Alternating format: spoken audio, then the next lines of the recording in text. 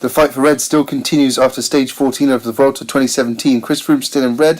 Nibali getting from 59 to 55 seconds. Chavez drops. He goes from 2:13 to 2:39. Aru also losing time. He goes from 2:37 to 3:09. Consor lost 6 seconds, but he goes from 9th to 8th. I feel like every single day Consor has got up a position. Let's hope he finally makes it onto the special ramp that I've got here. So today's stage is stage 15. This is one known as El Bisto. Not really, I just made that up. But it's a beast. It's going to be a big stage. Alcalá La Real to Sierra Nevada. It's a short stage. I haven't got the kilometers written down there. I think it's about 170, so it's short. But it is seriously punchy, as you're about to see 2 Category 1 climbs. And this thing called an especial, which I thought the commentators made up. It's a special, it's a form of category. It's like hors categorie in France, out of category. It's especial in Spain. Look at that! I'm pretty sure the Spanish dudes make the profiles more exaggerated, but that is some serious climbing. So even at the beginning of the stage, because it all sort of centers around the Sierra Nevada, you can actually see it in the distance over a lot of the shots, and I wanted to portray that here. So you've got this enormous mountain with these sort of rolling terrains moving into it. I thought it was really beautiful, and a little bit daunting as well.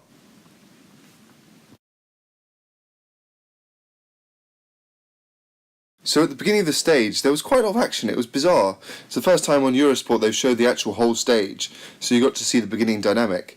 And what was happening is that people would attack to make a breakaway on this huge stage, but the peloton wouldn't allow them. I think because there was some dangerous guys in the break most of the time, so the big GC names would chase them down so they wouldn't be able to get away. Finally, one did get away, but before this happened, there was this constant braking and people catching up. It was really dynamic, and so that there'll be like one group with Vieira, the polka dots, and Thomas de Gent, and they would chase that down, and the other guys came and they chased that down. Anyway, I wanted to portray that, so you can see here in the way they are positioned around the road. It's not very organised. It's quite chaotic, and I thought that was an interesting thing I wanted to display here.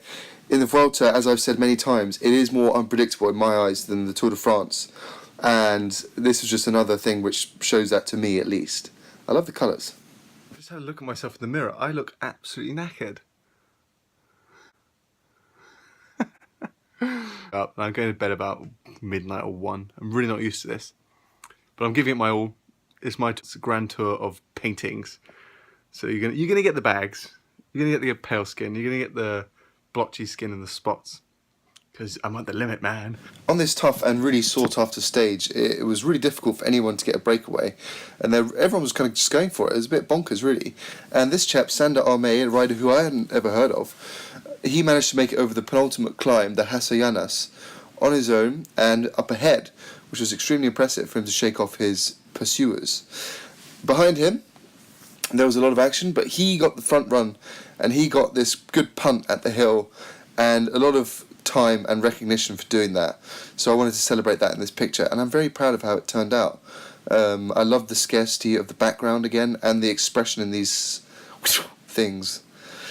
Later on the stage, about 27 kilometers from the line, who other than Contador, none other than Contador, makes his little attack. Little attack, long attack, huge attack. What a man. I love it. And who goes with him is a guy called Miguel Angel Lopez Moreno. I'm not sure what to call him. Lopez, Moreno, Miguel Angel. Crikey, sorry about that. There he is. He's popping out behind Contador there. We've got the bike, the neutral support bike with the 2 wheels on the back. On the left you can see. And these guys made a really long attack, and it was absolutely beautiful to see.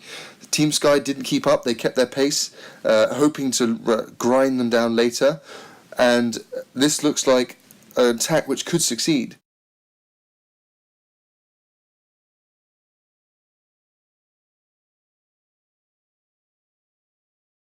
I'm going to quickly show you my workspace, because I think you might like to see that.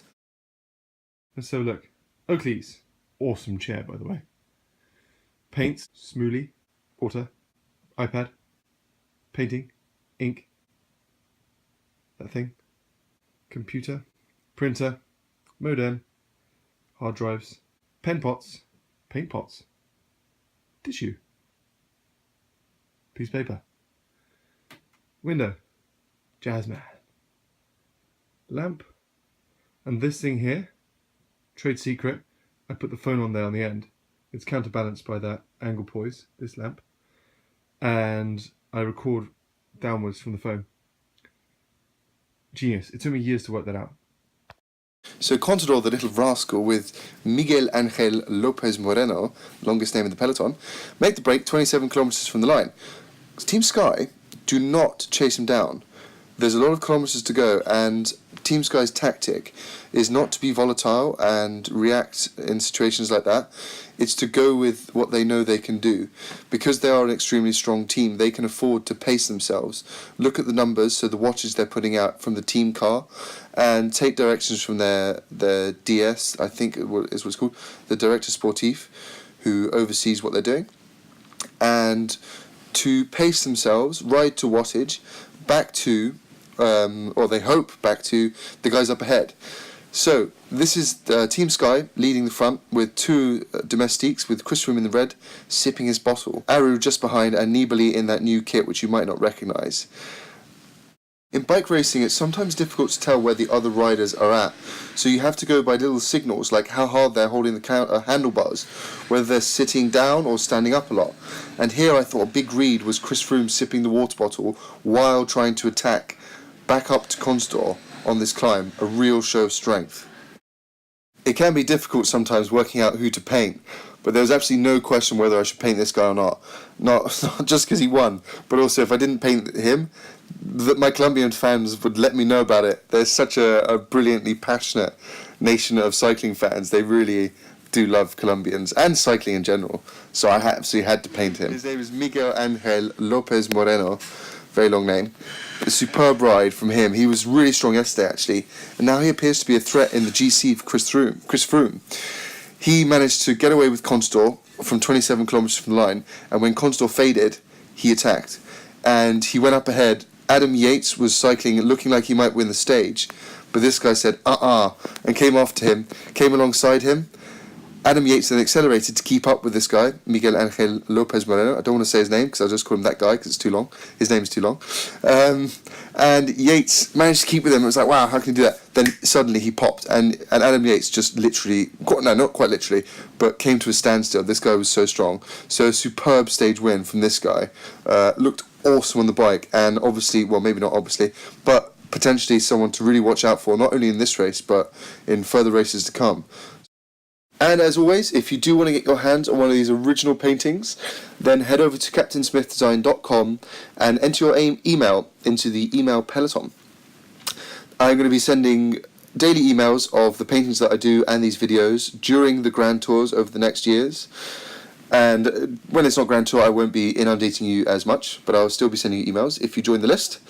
And more importantly, probably, I will be letting you guys know first, before they go on sale to the general public, when they're on sale, so that you can choose the one you like beforehand, and then you know at midday this Saturday, you can go online and try and get there first to secure the paintings you want. I've got a feeling they're going to sell up quite quickly because they are quite sought after. I'm getting a lot of emails daily, which is absolutely amazing for me.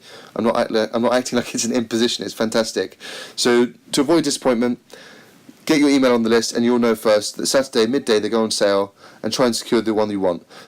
And if you don't get your first choice, not to worry, they are only £45, so I'm sure you'll find one which you like and you're happy to pay money for.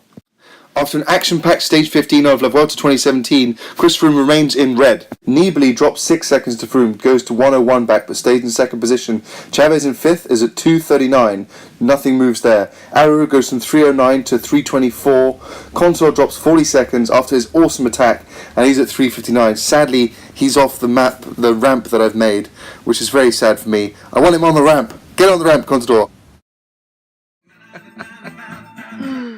Oh man. I have just hit 100 subscribers on YouTube. This might not...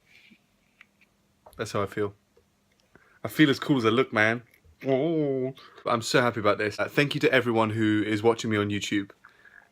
I'm so happy about this. I don't know... I wanted it to happen. I wanted to get a lot of subscribers. Like 100 first. That was my first goal. but I don't know what I expected when for it to happen. But it's happened, and it feels amazing. So thank you. Keep watching.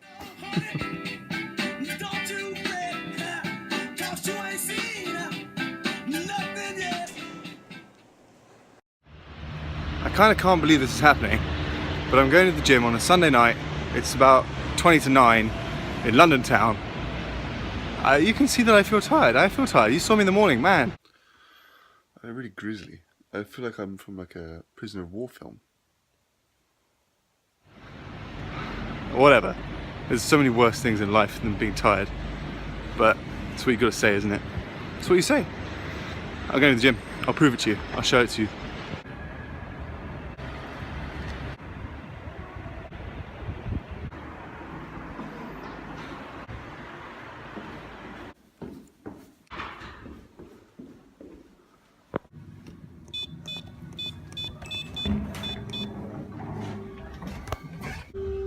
I love this bit.